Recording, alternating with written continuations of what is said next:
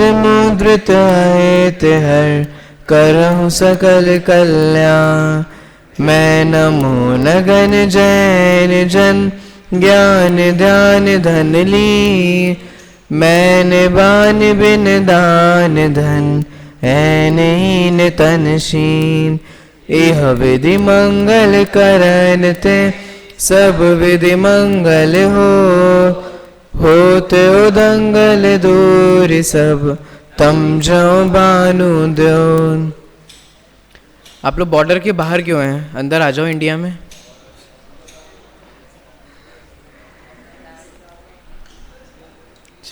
ग्यारहवें नंबर के प्रश्न संबंधी अपनी चर्चा कल यहाँ प्रारंभ हुई थी।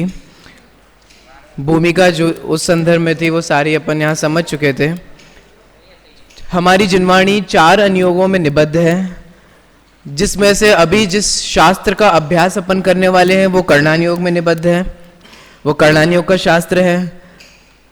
कर्णानुयोग के शास्त्र को पढ़ने की यहाँ पर प्रेरणा दी जा रही है, लेकिन कर्णानुयोग के शास्त्र को पढ़ने के खिलाफ जो अन्य अनुयोग वाले जो हैं, गलत, अन्य अनुयोगों के जो पक्षपाती हैं, ऐसा नहीं कहना चाहिए क्योंकि ऐसा लगता है। देखो यहां पर आप ऐसा मत समझना कि प्रथमानुयोग के खंडन किया जा रहा है या आगे चरणानुयोग का खंडन किया जा रहा है या द्रव्यानुयोग का खंडन किया जा रहा है, ऐसा नहीं है।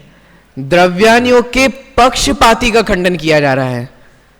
जैसे द्रव्यानुयोग, देखो द्रव्यानुयोग को पढ़ना और द्रव्यानुयोग का पक्ष होना, दोनों में बहुत अंतर है। द्रव्यानुयोग अगर आप पढ़ते हैं तो ऐसा नहीं है कि आप द्रव्यानुयोग के पक्षपाती हैं। देखो एक समय में एक बार में तो अपन एक ही ग्रंथ पढ़ सकते हैं ना, ये तो आप सभी जानते हैं। या तो हम प्रथमानुयोग पढ़ लें या कर्णानुयोग पढ़ लें या चरणानुयोग पढ़ लें या द्रव्यानुयोग पढ़ लें, तो एक बार में तो हम एक ग्रंथ ही पढ़ सकते हैं। तो मैं यहां पर मान लीजिए कि चरणानुयोग का ग्रंथ पढ़ रहा हूं तो मैं चरणानुयोग का पक्षपाती हो गया।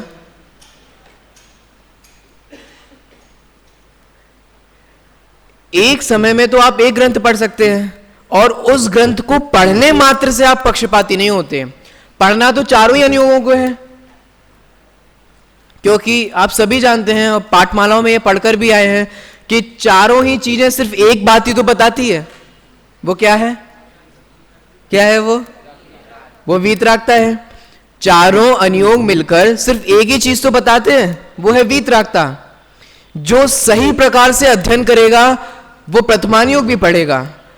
मतलब जिसको वीतरागता निकालनी आती है, जिसको वीतरागता निकालनी आएगी, वो प्रथमानुयोग से भी क्या ग्रहण करेगा? वीतरागता। वो कर्णानुयोग पढ़कर भी क्या ग्रहण करेगा? वो चारों ही अनुयोग पढ़कर क्या ग्रहण करेगा?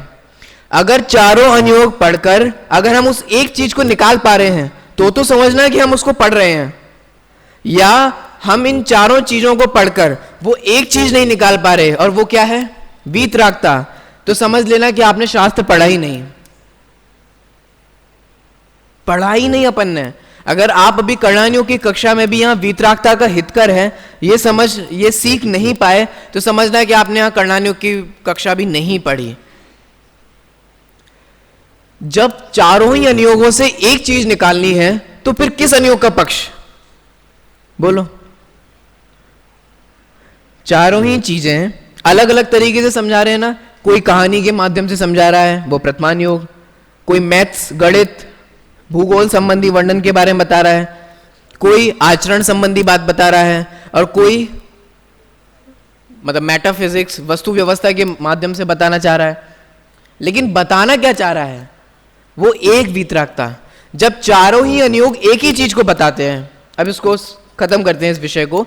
जब चारों ही चीज एक विषय को बताते हैं तो फिर किस अनुयोग का पक्ष होना चाहिए और किस अनुयोग का पक्ष नहीं होना चाहिए?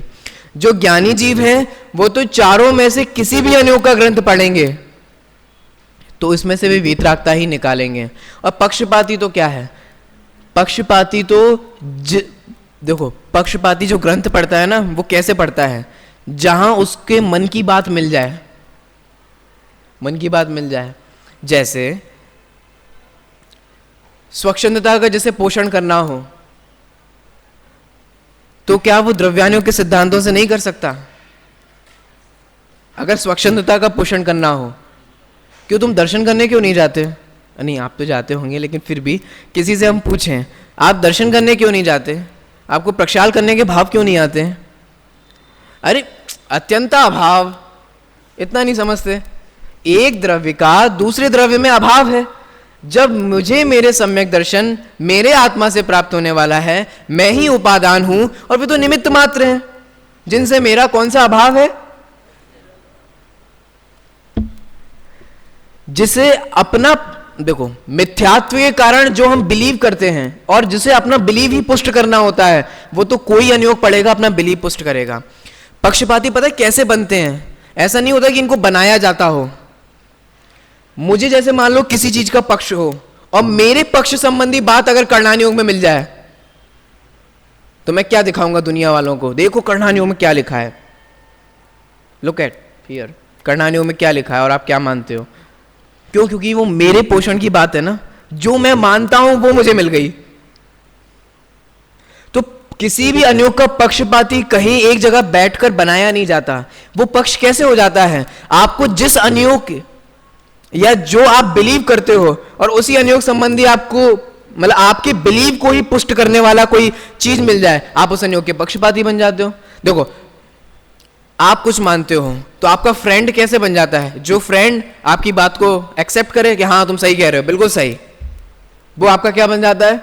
फ्रेंड बन जाता है। जो कहता है नहीं तुम गलत हो, वो दुश्मन बन जाता है। तो हमें किस व्यक्ति का पक्ष होता है और किस व्यक्ति का पक्ष नहीं होता है? जो हमारे फेवर में बोलता है उसका हमें पक्ष हो जाता है, और जो हमारे फेवर में नहीं बोलता, हमारे फेवर में नहीं रहता, उसके खिलाफ हम हो जाते हैं। ऐसे ही ये जो 3 अनुयोग वाले आपको दिख रहे हैं ना, इन्होंने वास्तव में तो भले ही प्रथमानुयोग के पक्षपाती हो, लेकिन उसने प्रथमानुयोग सही से नहीं पढ़ा। आ जाओ भाई, तीसरी बार कर रहा हूं। भले ही चरणानुयोग का पक्षपाती हो, लेकिन सचमुच उसने चरणानुयोग को नहीं पढ़ा। क्यों? आप कैसे कह सकते हो कि नहीं पढ़ा? बोलो, कैसे कह सकते हो? कैसे कह सकते हो कि चरणानुयोग के पक्षपाती ने चरणानुयोग नहीं पढ़ा? हाँ, देखो, अगर कोई भी व्यक्ति कोई भी अनुयोग पढ़े तो हमेशा ध्यान रखना, एक चीज निकालना है। अगर उसने चरणानुयोग पढ़ा होता तो वो क्या निकालता? वीतरागता निकालता। प्रथमानुयोग भी क्या निकालता है? जब इससे भी वीतरागता की प्राप्ति होने वाली है और इसमें भी वीतरागता का ही निरूपण किया गया है, तो कौन सा पढ़े और कौन सा नहीं पढ़े, ये प्रश्न कैसे हो सकता है? समझ में तो आ रहा है ना? मतलब इसका मतलब है कि सचमुच द्रव्यानुयोग के पक्षपाती ने द्रव्यानुयोग ही नहीं पढ़ा। तो क्या किया? ऊपरी ऊपरी पढ़ लिया। अब इतना समझ में आ गया ना? इसका मतलब पक्षपाती कहीं बनाए नहीं जाते।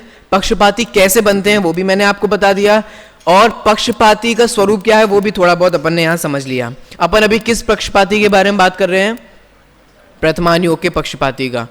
वे लोग जो प्रथमानुयोग के आधा अधूरा और अध कचरा ज्ञान, जिसे अपन कह सकते हैं अध कचरा आधा अधूरा ज्ञान जिन्हें होता है, और जो कहते हैं बस कहानी किससे, बस इसी में ही मजा है, इसी में बढ़िया है, इसी में ही जनता सुनती है, आराम से सुनती है, खूब मजे लेके सुनती है, इसी में ही अच्छा लगता है। सास बहू के 2-3 चुटकुले हों ना, थोड़े यहाँ की बात हो, संता बनता वाली 2-3 जोक हो जाए नाम बदल के, है ना, बस इसमें अच्छा लगता है। वो तो किस्से भी नहीं है, वो तो कहानी भी नहीं है, वो तो अपन कहें विकथा है। सास बहू की बातें, मतलब है ना, संता बनता जैसे जोक्स मिलना, नहीं साहब जनता को तो बहुत पसंद आते हैं। देखो इतने करोड़ों जनता सुनती है। आप में से आधे लोग तो इसीलिए मारे जाते हो कि साहब इतने सारे लोग सुनते हैं और संता बनता वाली बात ही सुनते हैं, सास बहू वाली ही बात सुनते हैं। हमें भी अगर अपनी जनसंख्या बढ़ाना हो अपने शास्त्र स्वाध्याय की, तो क्या करना चाहिए? और वही बस चालू करो। तो फिर आप क्या करोगे? आप इंटरनेट पे नए नए जोक सर्च करोगे, है ना, या न्यूज़पेपर में जो जोक्स का कॉर्नर आता है आप उसको पढ़ोगे, बस वो बताओगे, वो हंसेंगे बस। देखो शास्त्र स्वाध्याय में भी जहां वीतरागता बतानी चाहिए थी, वहां आपने उनकी हास्य कषाय को ही पुष्ट किया। वास्तव में तो आपने कषाय को ही पुष्ट किया ना, और जिनवाणी तो कषाय के अभाव के लिए पढ़ते हैं ना, तो प्रयोजन कहां से था? जो काम कपिल शर्मा करता है वो काम आप स्वाध्याय के नाम से करने लग गए। तो अंतर क्या रह गया दोनों में, है ना? जो अन्य कॉमेडियंस करते हैं वो काम अगर आप करने लग जाओगे तो आप क्या कॉमेडियन बनने आए हो कि विद्वान बनने आए हो? इसीलिए कभी इस चक्कर में आप लोग मत पड़ना, ठीक है? मैंने कल भी आपको बताया था, अगर हम नहीं बताएंगे तो कौन बताएगा? आप कठिन से कठिन बात को अच्छे से बताओ, उसको सॉल्व करके बताओ, उसको उदाहरण से बताओ, ठीक है? तो देखो, प्रतिमानियों के पक्षपाती ने कल 2 बातें पूछी थी। आप में से किसी से पूछ सकता हूं क्या मैं? 2 बातें कौन सी हैं, कौन बताएगा? प्रतिमानियों के पक्षपाती ने कल 2 कुतर्क दिए थे कर्णानियों को नहीं पढ़ने के। किस किस को याद है? जल्दी से पढ़ के भी बता सकते हो। चलो मैं पूछता हूं, किससे पूछूं? सजल आप बताओ।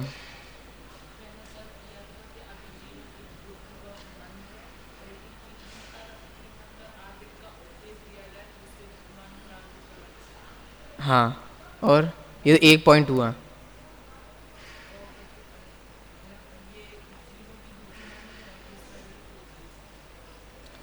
ये पहला 1 ही पॉइंट हुआ। आप बताओ नितिन।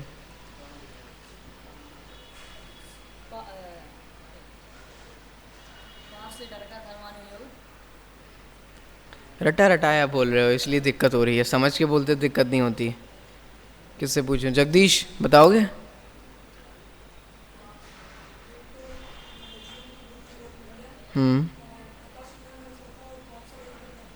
तो 3 हो गए। कौन कौन से? 2 बताओ, ऐसे बताओ। पहला ये है, दूसरा ये है। इससे समझ में आएगा कि आपको क्लियर है। बोलो।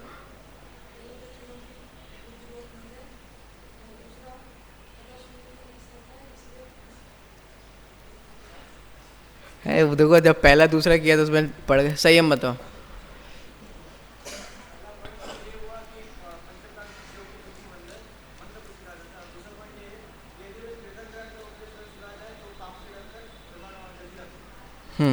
इसका मतलब आप लोगों ने नोट नहीं किया था। पहला पॉइंट ये है, दूसरा पॉइंट ये है। मैंने कल नोट करवाया था। किया है आपने? दिखाओ जगदीश। तो गलत कर लिया शायद आपने। अरे वहीं से दिखा दो। चलो देखो, मैं फिर से क्लियर कर देता हूँ। उत्तर मिल गया है अपन को। पहला पॉइंट तो ये था कि भैया कहानी सुनने में लोगों को मजा आता है। क्यों? क्योंकि बुद्धि कम है ना, तो किस्सों में मजा आता है। तो किससे सुनाओ, आप तो कहानी सुनाओ। पहला पॉइंट ये, ठीक है? तो कहानी सुनाना अपराध नहीं है, आप ये मत समझना। अगर आप अपने प्रवचन में, आप अपने स्वाध्याय में प्रतिमानियों की किसी भी कहानी को बताते हो, इट डजंट मीन कि आपने कोई अपराध कर दिया हो, ये भी मत समझना। लेकिन पक्ष है ना उसको, तो वो कहते सिर्फ कहानियां सुनाओ। बात तो इसकी चल रही है। कुछ समझ में आया आप लोगों को? सिर्फ कहानियां ओनली, आप जिंदगी भर सिर्फ यही करो। ये बात तो इस चीज की चल रही है, ठीक है? और दूसरा पॉइंट क्या था कि देखो भैया, होता क्या है कि जब कहानी सुनाई जाती है ना, तो लोग तुरंत कहानी को सीख कर, अपन कहते हैं इस कहानी से क्या सीख मिलती है, तो तुरंत कहानी से सीख कर लोग पाप छोड़कर कहां लग जाते हैं कि देखो जैसा उसके साथ हुआ था, सीता के साथ हुआ था, लोकापवाद हुआ उनका, है ना, तो कहीं अपना ना हो जाए, इसलिए तुरंत लोग धर्म में लग जाते हैं। तो उसका तुरंत असर दिखता है। इसीलिए कौन सा अनुयोग पढ़ना चाहिए? प्रतिमानियोग पढ़ना चाहिए। तो कल टोडरमल जी ने क्या उत्तर दिया, याद है आपको? ये सब याद करना है आपको।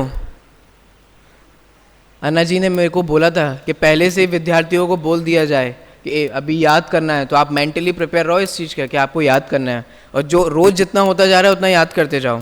पहला पॉइंट क्या था? उत्तर जो था, पहला उत्तर उन्होंने ये दिया कि तुमने कहा ना मंद बुद्धि है सब, तो सब तुम्हारी तरह नहीं है।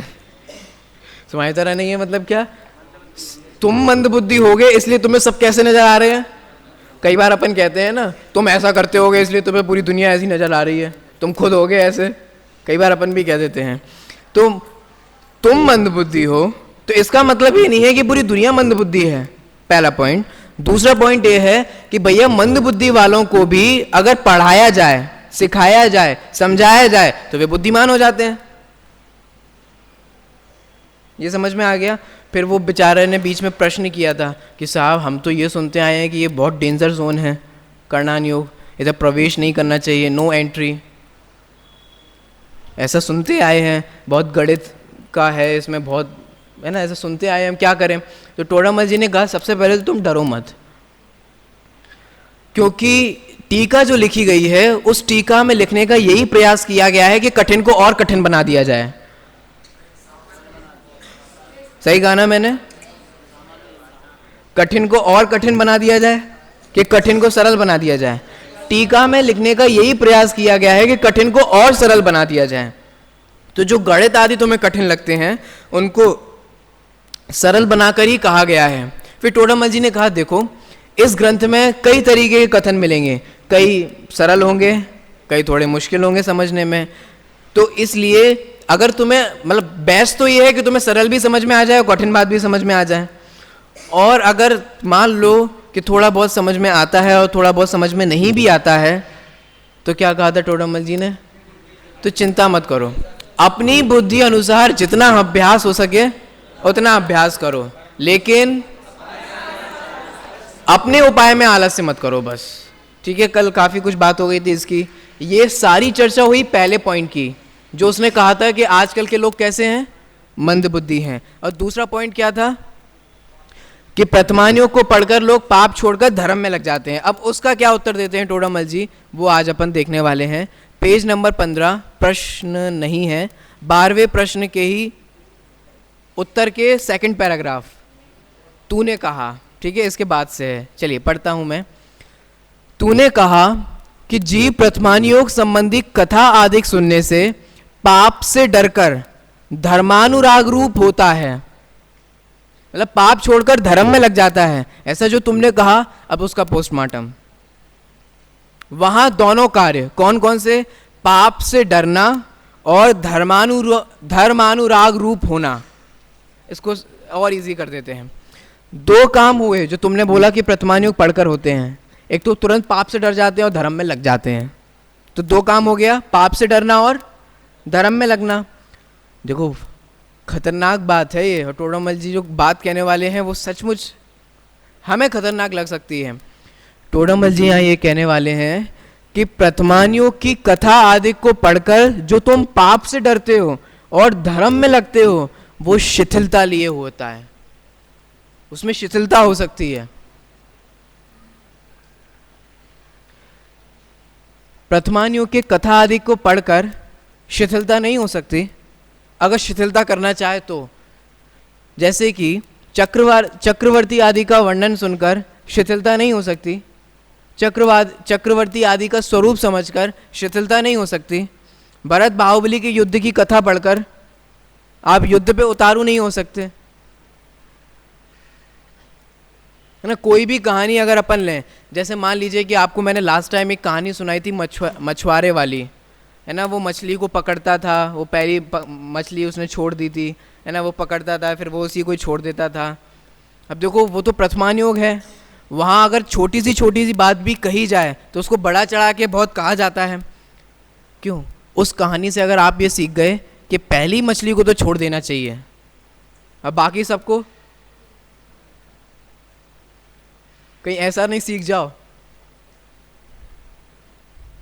पहली मछली तो छोड़ देनी चाहिए। देखो फॉर एग्जाम्पल, और एग्जाम्पल दे सकता हूँ। भगवान महावीर की आप कथा सुनो, तुमने कहा ना तीर्थंकर आदि की कथा सुनने से, तो भगवान महावीर की कथा चले और पूर्व भव संबंधी चर्चा चले, और हम उनके पुरुरवा भील संबंधी पर्याय की चर्चा करें, ठीक है। और भील के पर्याय में उन्होंने किसका मांस छोड़ा था?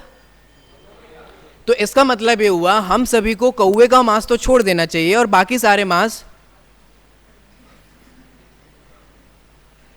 देखो आपसे बोला भी नहीं जा सकता, मेरे से भी नहीं बोला गया, इसलिए मैंने उसको छोड़ दिया।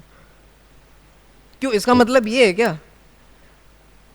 हो सकता है कि कोई कहानी पढ़ के ये शिथिलता, अच्छा देखो सिर्फ इतना सा छोड़ दिया, हाँ हम भी सिर्फ एक ही मांस छोड़ देते हैं बाकी सब।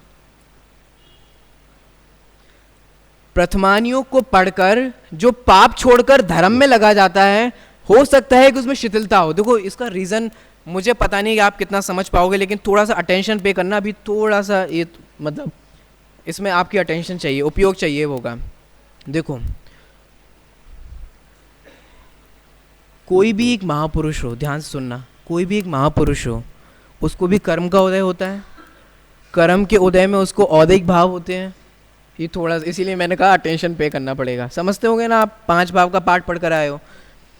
कोई भी महापुरुष क्यों ना हो, उसके भी तो कर्म का उदय होता है। उसको भी तो कषायों का उदय होता है। बोलो चारित्र मोह, भले ही सम्यक दृष्टि हो तो चारित्र मोहनी है, क्रोध मान माया लोभ है, हास्य आदि 9 कषाय है, स्त्री वेद आदि है, पुरुष वेद आदि है ना वो सारे। तो उस वेद के उदय के कारण औदैहिक क्रिया भी तो देखी जाएगी। जैसे वो स्त्रियों के साथ रमण कर रहे हैं तो पुरुष वेद का उदय है। चक्रवर्ती आदि का 96,000 रानियां, और वो शरीर बनाना, शरीर बना के 96,000 के साथ भोग करना, वो पुरुष वेद का उदय है। और आप कहीं उस औदैहिक भाव को अपना आदर्श ना बना लो। पता नहीं, मैं समझ नहीं, मेरे को अभी कितना समझ में आया नहीं आया, थोड़ा फिर से। हर महापुरुष के औदैहिक भाव होता है, लेकिन किसी भी जीव का औदैहिक भाव आदर्श नहीं होता। बड़ी खतरनाक बात है। किसी भी, आप पता नहीं कितना समझ पाओगे आप, किसी भी व्यक्ति का औदैहिक भाव आदर्श नहीं होता। एग्जाम्पल देते हूँ 2-3, आप क्या कर सकते हैं, एग्जाम्पल ही दूंगा। जैसे पद्म पुराण आपके कोर्स में है, ठीक है, और आप सभी लोग अच्छे अच्छे जो विद्यार्थी हैं वे पद्म पुराण पढ़ेंगे ऐसी मुझे उम्मीद है, ठीक है। तो पद्म पुराण पढ़ोगे, राम जी का वो एक 6 महीने वाला हम सभी को पता ही है, वो किसके कारण हुआ? चारित्र मोहिनी कर्म के उदय के कारण ही तो हुआ, करेक्ट। औदैहिक भाव ही तो है उनका, जो पागलों जैसे, मतलब पागल बावले जैसे हो रहे थे। कहाँ है मेरी हे खग हे मृग, मेरे दादा बोलते हैं कहाँ है मेरी सीता द्रग नहीं मृग नहीं जो भी हो, कहाँ है वो? किसके कारण हो रहा था? चारित्र मोहिनी के कारण हो रहा था। औदैहिक भाव था ना, वो औदैहिक क्रिया थी ना, वो आदर्श है कि नहीं? बोलो, कुछ समझ में आ रहा है? लक्ष्मण जी ने नारायण थे और रावण प्रतिनारायण थे, उनको मारने का जो भाव आया वो क्या था? उदय तो था, कर्म का उदय ही था। तो वो औदैहिक भाव आदर्श है आपके लिए? कुछ समझ में आ रहा है? इस देखो, महापुरुषों में भी कमियां होती हैं, मैं आपको ये बताना चाह रहा हूं, और वो कमियां औदैहिक भाव के कारण होती हैं, वो हमारे लिए आदर्श नहीं है किसी की भी। आप मतलब देखो, तीर्थंकर आदि से लेकर आज तक भी जितने भी हैं, जैसे आप किसी भी विद्वान को देखते हैं, हो सकता है कि उस विद्वान में कदाचित कोई गलतियां हों या कुछ कमियां आपको नजर आ जाएं, वो भी औदैहिक भाव के कारण है, लेकिन उसका वो औदैहिक भाव हमारे लिए आदर्श नहीं है। अब आप समझ लो, बस इशारा कर दिया, आपको कितना समझ में आ पाया या नहीं आ पाया, क्या समझ पाया आप? नहीं। होता क्या है कि कहानी पढ़कर हम उस औदैहिक भाव को भी अपना आदर्श बना लेते हैं। जब वे ऐसा कर सकते हैं तो हम क्यों नहीं? ये क्या हुआ? ये आपने उनके औदैहिक भाव को आदर्श बनाया। जब श्री राम जी ऐसा कर सकते हैं तो हम क्यों नहीं? तो श्री राम जी ने किया, ये उनका औदैहिक था, वे बलभद्र थे, हम बलभद्र हैं। चक्रवर्ती ने ऐसा किया, ये उसका औदैहिक भाव था, वो चक्रवर्ती था, हम चक्रवर्ती हैं। अगर तीर्थंकर ने ऐसा कहा तो वो उनका तीर्थंकर, वे तीर्थंकर थे, हम तीर्थंकर हैं क्या? वो भील था, हम भील हैं क्या? मतलब ऐसा हर जगह लगा। ऐसे ही इसका मतलब ये हुआ, दादा कई बार कहते हैं कि हम सब सेपरेट यूनिट है ना, आप अलग एक सेपरेट हो, मैं एक सेपरेट हूं, हम सब लोग सेपरेट हैं। मेरा जो औदैहिक भाव हो और आपका औदैहिक भाव सबका अलग अलग है। इसका मतलब ये हुआ कि किसी का भी औदैहिक भाव आदर्श नहीं होता। या बस इतना ही मेरे को कहना था। अब मैंने आपको प्रथमानियों की भी बहुत सारे उदाहरण दे दिए, आप जितना समझ पाए होंगे उतना समझेंगे। रामचंद्र जी ने अपनी पत्नी को निकाल दिया बाहर, आपके लिए आदर्श है? आप लोग जब शादी कर लोगे फ्यूचर में, इन फ्यूचर, तो अपनी पत्नी को भी ऐसे निकलवा दोगे? देखो, गारंटी नहीं है कि लौट के आएगी कि नहीं आएगी अगर आप ऐसा करोगे तो। लेकिन क्या अच्छा, हाँ वही नयन ने भी अच्छा कहा, उन्होंने तो अग्नि परीक्षा में उनको फेंक दिया, झोंक दिया। आप भी ऐसा करोगे? कुछ भी अगर ऐसा हुआ, झोंकोगे? इसलिए समझ लेना, इसका मतलब उनका वो औदैहिक भाव सबके लिए आदर्श नहीं है। धोबी ने उसको फॉलो किया था, दादा ने अपने पश्चाताप में लिखा, आप लोगों ने पढ़ा होगा। यहां तक कि उस समय के धोबी ने भी रामचंद्र जी को फॉलो नहीं किया, उसने अपनी धोबिन को नहीं निकाला, और उसने निकाल भी दिया था तो उसने अपनी धोबिन को अग्नि में नहीं झुकवाया, जा तू भी परीक्षा दे। वो समझदार था। और हमारे रामचंद्र जी, ये उनका औदैहिक भाव था। आपको पता है जो एक दूसरे की बुराइयां भी दिखती हैं वो भी औदिक भाव के कारण। सामने का औदिक, जैसे किसी ने आपसे बुरा बोल दिया, क्या है उसका आपने औदिक भाव ही तो देखा। अब जितना आप समझ पाए होंगे समझिए, जितना नहीं समझ पाए उतना भी समझने का प्रयास कीजिए। आपको जो भी प्रश्न हो मेरे से बाद में पूछ लेना। मैं यहाँ ये कहना चाहता था कि कहानियों को पढ़कर, कहानियों को सुनकर कई बार हम उन कहानियों के पात्रों के औदिक भाव को भी अपना आदर्श मान लेते हैं। तो होता यह है कि हम पाप से तो डर जाते हैं और कदाचित धर्म में भी लग जाते हैं, लेकिन वहां थोड़ी बहुत शिथिलता होती है। क्यों? क्योंकि हो सकता है उस कहानी के पात्र में जीवन में थोड़ी सी शिथिलता आ जाए। जैसे रुद्र का उत्पत्ति आप जानते हैं, एक भावलिंगी मुनिराज जो तद्भव मोक्षगामी होते हैं, और एक आरिका जो भी पंचम गुणस्थानवर्ती होती हैं, उनके भ्रष्ट हो जाने से रुद्र की उत्पत्ति होती है। ज्ञानानंद श्रावकाचार्य में आप लोग पढ़ना। तो क्या ये सभी मुनिराजों के लिए आदर्श है? बोलो, छठवें सातवें गुणस्थानवर्ती के लिए ये आदर्श है? किसी भी आरिका के लिए ये आदर्श है? नहीं है ना ये आदर्श। ऐसे ही अब क्या कहना चाहता हूं, ये उनका औदैहिक भाव था। उनके पुरुष वेद का इतना तीव्र हृदय आया, उनके स्त्री वेद का इतना तीव्र हृदय आया कि वो क्रिया हुई या वो घटना घटी, लेकिन वो घटना सभी मुनिराजों और सभी आरिकाओं के लिए आदर्श नहीं है। तो कहानियों को पढ़कर जीव पाप से छोड़कर धर्म में तो लग जाता है, लेकिन थोड़ी बहुत शिथिलता होती है कि उनने ऐसा कर दिया तो अपन भी तो कर सकते हैं, उनने भी तो ऐसा किया था तो थोड़ा बहुत अपन क्यों नहीं कर सकते, बेबी तो लड़े थे, उनने भी मुक्का मुक्की मारी थे, थोड़ा हम भी एक दो मारी थे।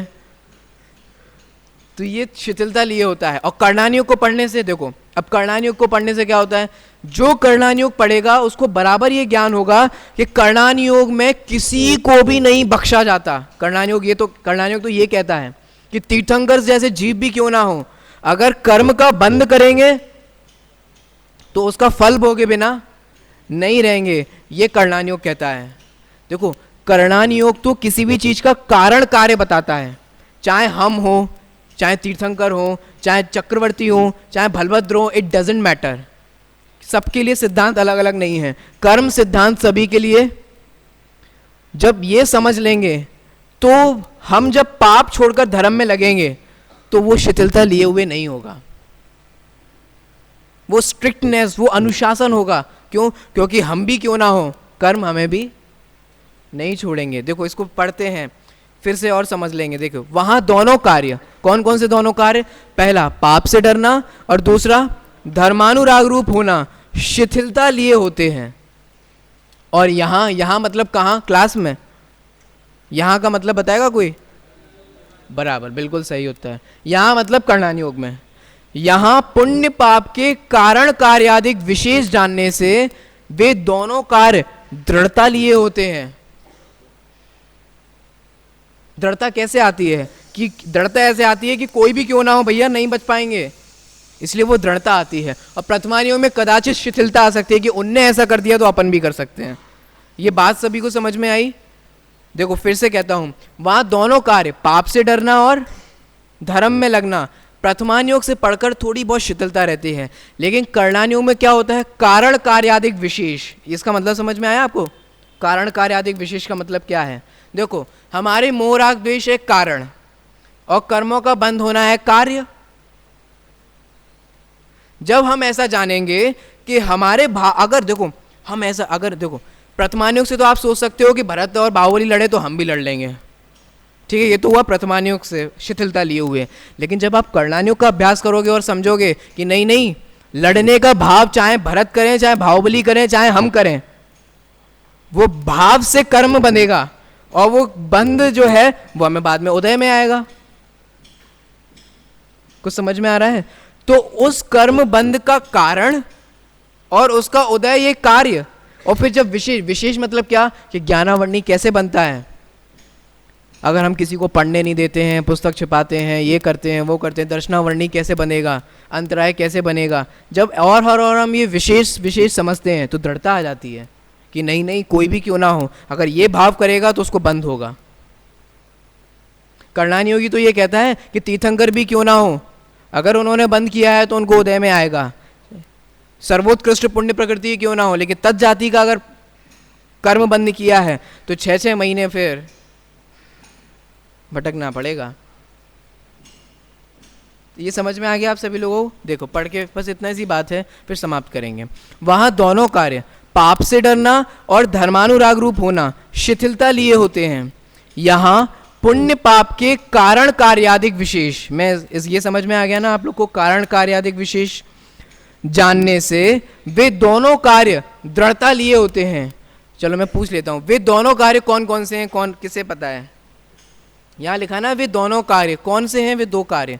शुभम बताओगे? बताओ।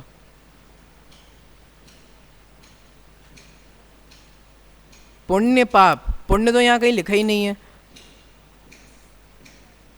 यहां जो लिखा है वो पढ़ के बता दो।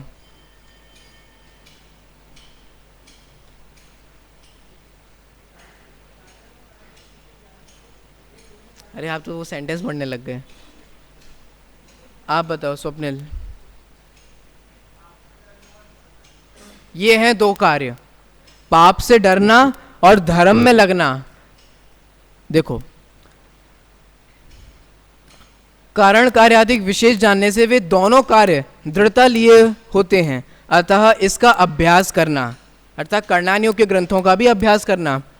इस प्रकार प्रथमानियों के पक्षपाती को इस शास्त्र के अभ्यास में सन्मुख किया। वो प्रथमानियों का जो पक्षपाती था ना, उससे भी क्या कहा कि क्या पढ़ो, कि करणानियों का अभ्यास करो, इसका भी अभ्यास करो, इसका भी शास्त्र अभ्यास करो। तो इस प्रकार से आज हमने प्रथमानियों के पक्षपाती का निराकरण देख लिया। सभी को समझ में आ गया ना? पूरा समझ में आया ना? देखो एग्जाम में प्रश्न आएगा कि प्रथमानियों के पक्षपाती का स्वरूप लिखकर निराकरण करो, तो अब आपको पूरा लिखना पड़ेगा। ये पूरा इतना लंबा प्रश्न नहीं आएगा एग्जाम में कि प्रथमानियों का पक्षपाती ऐसा कहता है, ये सिर्फ इतना आएगा कि प्रथमानियों के पक्षपाती का स्वरूप लिखकर निराकरण करो। तो स्वरूप में क्या आ गया? वो जो प्रश्न है ना वो भी आ गया। अगर आपने प्रश्न समझा होगा तो देखो दो बातें थी, है ना? हाँ, उसका स्वरूप लिखना पड़ेगा और फिर उसका निराकरण करना।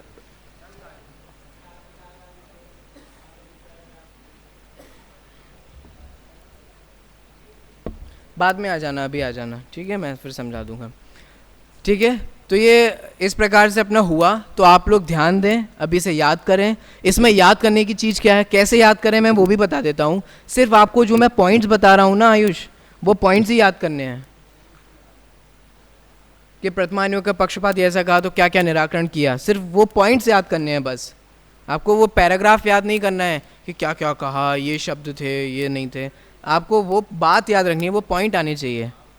भाव समझ में आया होगा तो आप वो लिख पाएंगे। आगे जो परिभाषाएं आएंगी वो आपको याद करनी पड़ेंगी।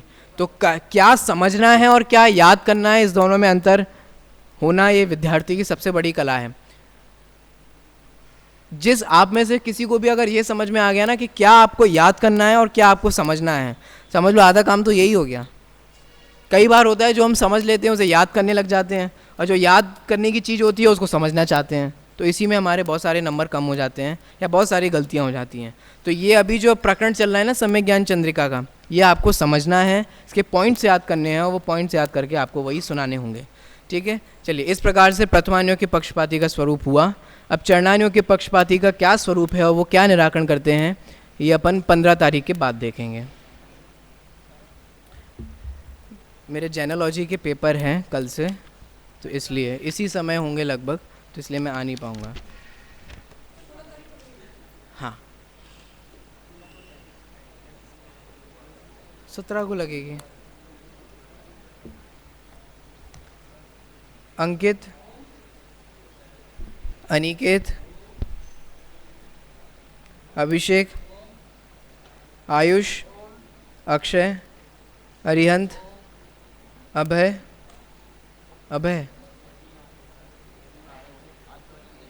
आकाश, आयुष,